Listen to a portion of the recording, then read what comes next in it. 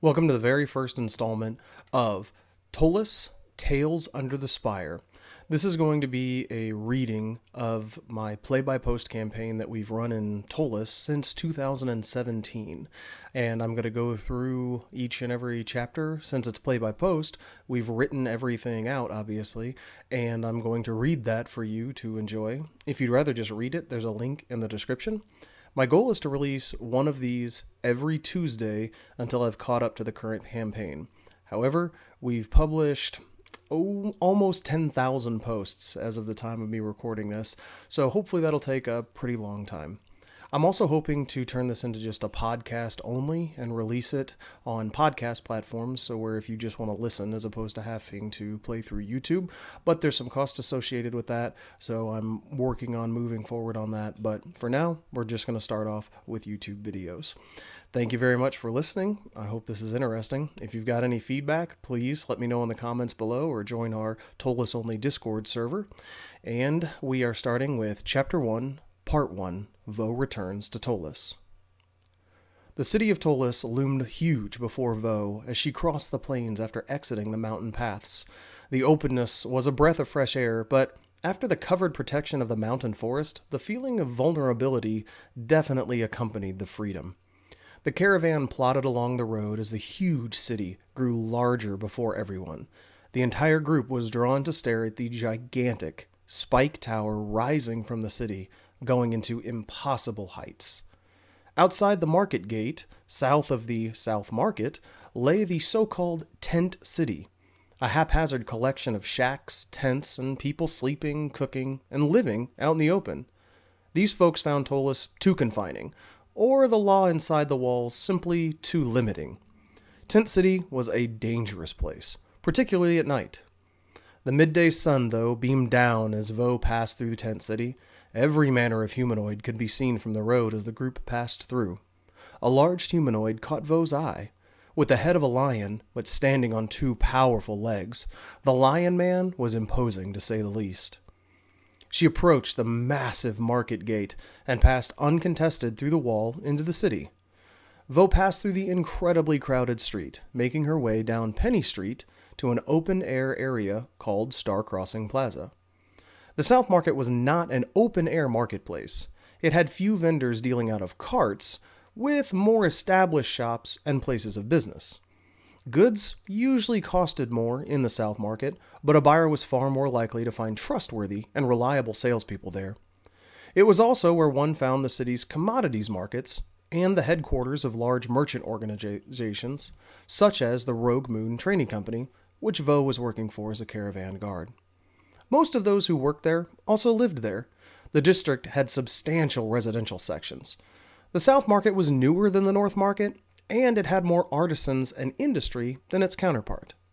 You were more likely to get something made to order in the South Market, because the store selling leather goods, for example, was probably also the leather worker's shop and home, such as Donnell's, a friendly dealer in leather goods.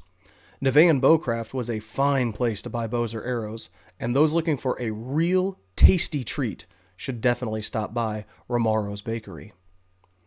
It had been about a year since Vo last stepped foot inside Ptolus. She had been on a grand adventure to bolster her storytelling in the pubs about the town to earn a little coin. Not a lot had changed since she left, though. The smell and the noise was still very prevalent in that part of the city. Looking up into the sky, she could see that it might rain any time now, though luckily it was holding off for the time being. She really didn't want to soil her clothing when she had just arrived. First impressions were long-lasting in people's minds. Once the caravan had gotten to the edge of Star Crossing Plaza, she bid farewell and collected her payment for aiding in the safe return of the goods she'd helped guard. Vo had gathered a few special items along the way and thought she should quickly make her way to the exotic market. After saying her goodbyes, she turned to her left and began walking down Center Street, then finally left on Blackburn Street. Vo knew she would find the market abuzz at this time of day, so she wanted to hurry. Vo was able to make her way through the press of the crowd and the frequent male gawkers which she had grown accustomed to throughout her life. You could not look the way she did without attracting attention and quite a few stares. Although technically a commodities market, the exotic market felt more like one of the North Market district's marketplaces.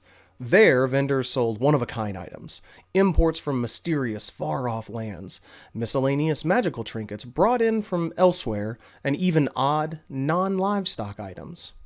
The market consisted of a strange jumble of small wooden stalls, temporary tents, a few open-frame buildings, and even people selling out of the back of wagons.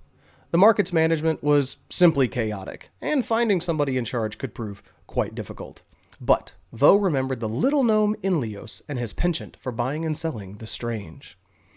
Oh, how she missed the people. She knew many eyes were upon her as she strode to her destination.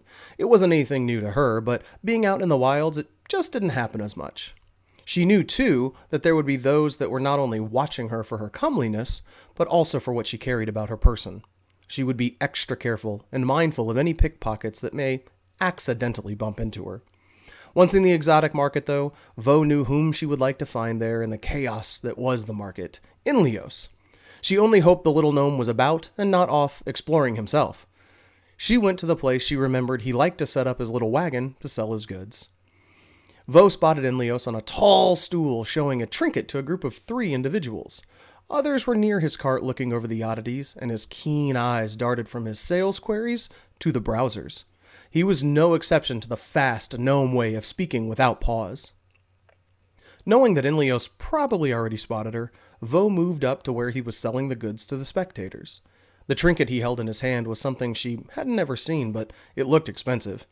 Too bad Vo hadn't a lot of gold on her at the time, for she may have tried to buy the strange-looking specter with black and pearls adorning its head. She gave a curtly nod to the gnome as he was explaining where he got the trinket. Vo would wait till it sold and then pushed her way toward to wrap him in an embrace.